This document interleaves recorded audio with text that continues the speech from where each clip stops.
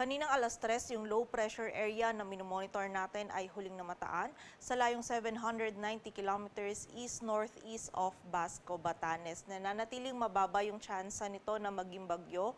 Ngunit yung trough or yung extension nito ngayong araw ay magdudulot pa rin ng mga pag-ulan sa ilang bahagi ng Northern Luzon. Samantala, ang southwest monsoon o habagat naman natin ay umiiral sa bahagi ng Southern Luzon, Visayas at Mindanao, kung saan ngayong araw ay makakaranas din ng maulap na kalangitan ang ilang bahagi ng Southern Luzon at Visayas at Mindanao at magiging mataas din yung mga tsansa ng mga pag-ulan, pagkidlat at pagkulog dulot nga yan ng habagat. At para nga sa magiging lagay ng panahon ngayong araw ng Martes, maulap na kalangitan at mga kalat-kalat na pag-ulan, pagkilat at pagkulog ang mararanasan dito sa bahagi ng Batanes at Cagayan, dulot yan ng trough ng low pressure area. Samantala, dito naman sa bahagi ng Mimaropa maging sa Bicol region ay meron din tayong mararanasan na maulap na kalangitan at magiging mataas din yung tsansa ng mga pag-ulan, dulot naman yan ng habagat. At dito sa Metro Manila, maging sa nalalabing bahagi pa ng Luzon ay magiging bahagyang maulap hanggang maulap yung kalangitan.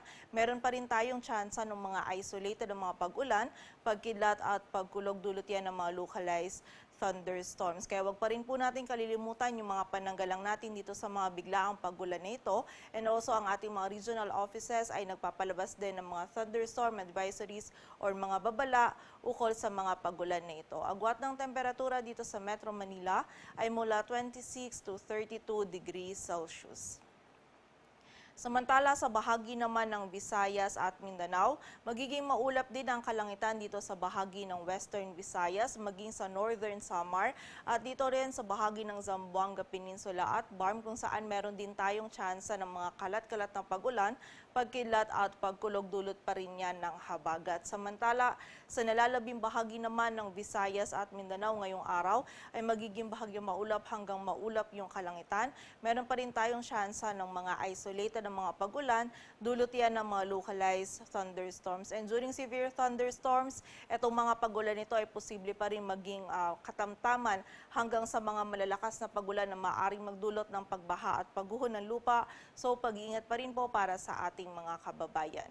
Agwat ng temperatura sa Cebu ay mula 25 to 32 degrees Celsius at sa Davao naman ay 24 to 33 degrees Celsius.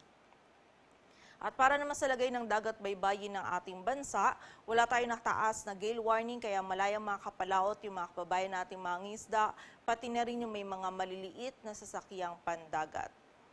At para naman sa 3-day outlook ng mga key cities ng ating bansa, in the next 3 days or bukas and by Thursday dito sa Metro Manila ay magiging mataas yung tsansa ng mga pag-ulan, pagkidlat at pagkulog at magiging maulap din yung ating kalangitan, dulot naman yan ng habagat. Samantala by Friday naman ay mababawasan na yung mga tsansa ng mga pag-ulan na ating mararanasan, ngunit meron pa rin tayong posibilidad ng mga isolated na mga pag-ulan, dulot naman yan ng mga localized thunderstorms. Agwat ang temperatura dito sa Metro Manila ay mula 25 to 33 degrees Celsius. Samantala, sa bahagi naman ng Baguio City bukas ay magiging maulap din yung kalangitan at mataas din yung tsansa ng mga pag-ulan, dulot pa rin yan ng habagat. Ngunit by Thursday and Friday ay mababawasan na muli yung mga pag-ulan nito, ngunit meron pa rin tayong tsansa ng mga biglaang pag-ulan, pagkilat at pagkulog, lalong-lalo na yan sa hapon at gabi, dulot pa rin ng mga localized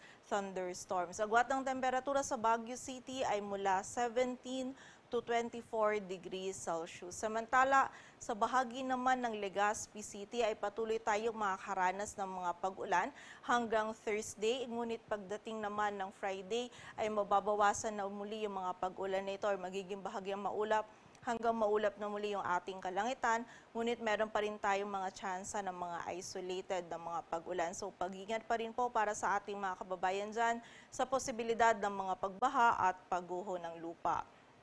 Agwat ng temperatura sa Legazpi City ay mula 24 to 33 degrees Celsius. Samantala, sa bahagi naman ng Metro Cebu bukas ay magiging maulap din yung kalangitan. So generally, malaking bahagi ng Southern Luzon at Visayas bukas ay makakaranas ng maulap na kalangitan at mga kalat-kalat na pag-ulan, dulot po yan ng habagat. Ngunit by Thursday and Friday naman, Dito sa bahagi ng Cebu ay mababawasan na yung tsansa ng mga pag-ulan, pagkidlat at pagkulog. Agwat ng temperatura sa Metro Cebu ay mula 25 to 33 degrees Celsius. Samantala, sa bahagi naman ng Metro Davao in the next 3 days ay patuloy pa rin magiging bahagyang maulap hanggang maulap yung kalangitan or generally fair weather condition pa rin yung ating mararanasan. Ngunit meron pa rin tayong tsansa ng mga isolated na mga pag-ulan, dulot yan ng mga localized thunderstorms. And during severe thunderstorms, itong mga pagulan nito ay posible pa rin po maging katamtaman hanggang sa mga malalakas na pagulan. So pag-ingat pa rin para sa ating mga kababayan, lalong-lalo na dun sa mga areas na flash flood and landslide prone areas. Para po sa pag-ingat pa rin po sa posibilidad ng mga pagbaha at pagguho ng lupa. Agwat ang temperatura sa Metro Davao ay mula 24 to 32 degrees Celsius. Dito sa Metro Manila, ang araw ay sisikat mamayang 5:45 ng umaga at lulubog mamayang 6 o'clock ng hapon.